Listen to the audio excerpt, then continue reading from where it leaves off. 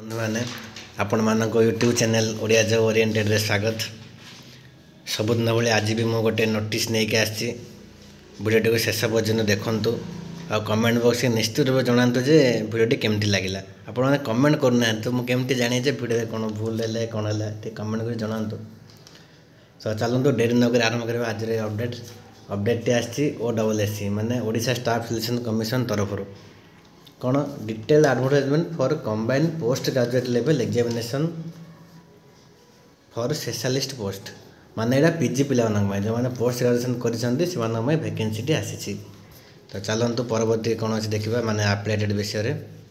हाँ ये देखो अप्लाई डेट के स्टार्ट हो अप्लाई डेट स्टार्ट होमर 20/1/2024 एंड के हम 19/2/2024। यहाँ हूँ ऑनलाइन रजिस्ट्रेशन सेमती ऑनलाइन एप्लिकेशन सबमिट के करेंगे 20/1/2024 रु 22/2/2024 एक्सट्रा 3 दिन मिलला।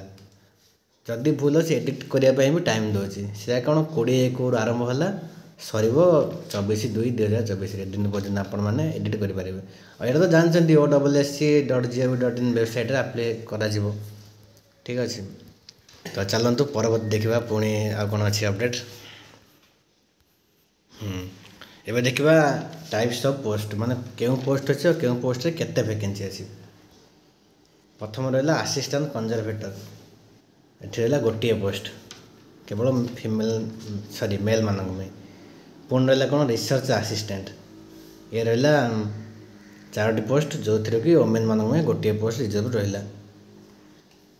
तापर देखा पुणी आगु देखा कौन अच्छी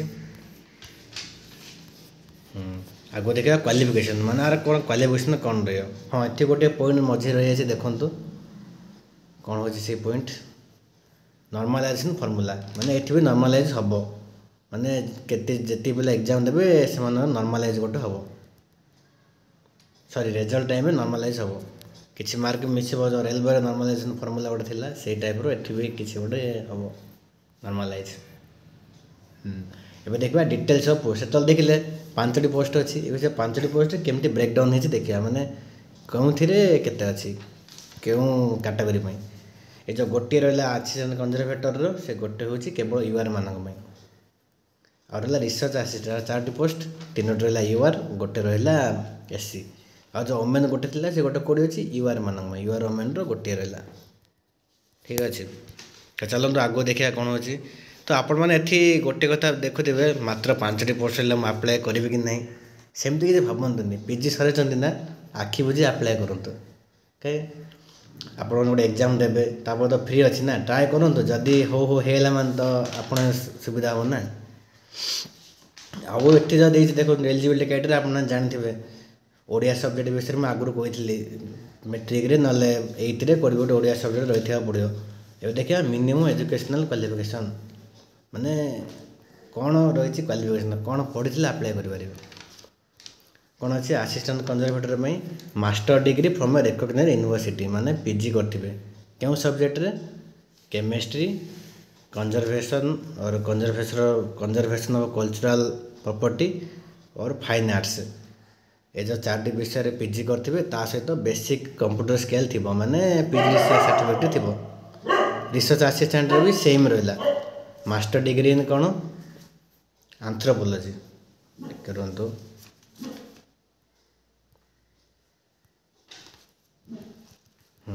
master degree in anthropology tribal studies sociology social work applied economics statistics ये सब सब्जेक्ट करथिबे प्लस 95% आनथिले अप्लाई करि परिबे सब सब्जेक्ट रे पीजी रे।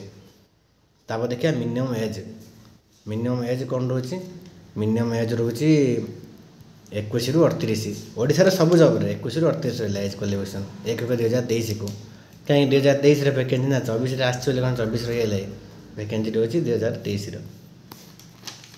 तापर देखा प्लान ऑफ एग्जामिनेशन कौन अच्छी आमर अच्छी प्रिलिमिनरी एग्जामिनेशन आउट थी मेन प्रिलिमिनरी कौन 150 मार्क 150 क्वेश्चन 150 क्वेश्चन 150 मार्क रहा।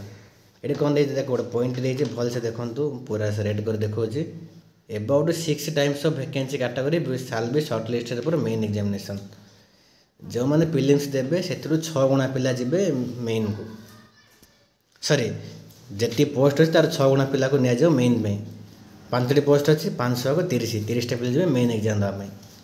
ମେନ୍ ଏକ୍ଜାମ୍ର କ'ଣ ଅଛି କେତେ ମାର୍କ ଅଛି ଦେଖିବା। ଆମର ମେନ୍ ଏକ୍ଜାମ୍ର ରହୁଛି 200 ମାର୍କ। ଟେକ୍ନିକାଲ୍ ପେପର୍ ଗୋଟେ ଅଛି 200 ମାର୍କର। ଆପଣ ଏଗୁଡ଼ା କ'ଣ କେମିଷ୍ଟ୍ରି ନହେଲେ ତ ସେ ଆପ୍ଲାଏଡ଼ ଇକୋନୋମିକ୍ କ'ଣ ଥିଲା ସେଗୁଡ଼ା ନେଇକି ଟେକ୍ନିକାଲ୍ ପେପର୍ 200 ମାର୍କ। ପ୍ରିଲିମ୍ରେ ହେଇଥିଲା 100 ମାର୍କ, ମେନ୍ ହେବ 200 ମାର୍କ।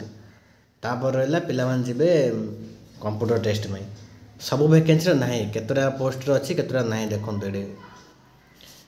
ଆସିଷ୍ଟାଣ୍ଟ କନଜରଭେଟର ଆର୍ required two qualify computer skill test. ଯେଉଁମାନେ ଆସିଷ୍ଟାଣ୍ଟ କନଜରଭେଟର ଆପ୍ଲାଏ କରିବେ ସେମାନେ ହିଁ ଦେବେ ସ୍କିଲ୍ ଟେଷ୍ଟ, ସମସ୍ତେ ଦେବେନି।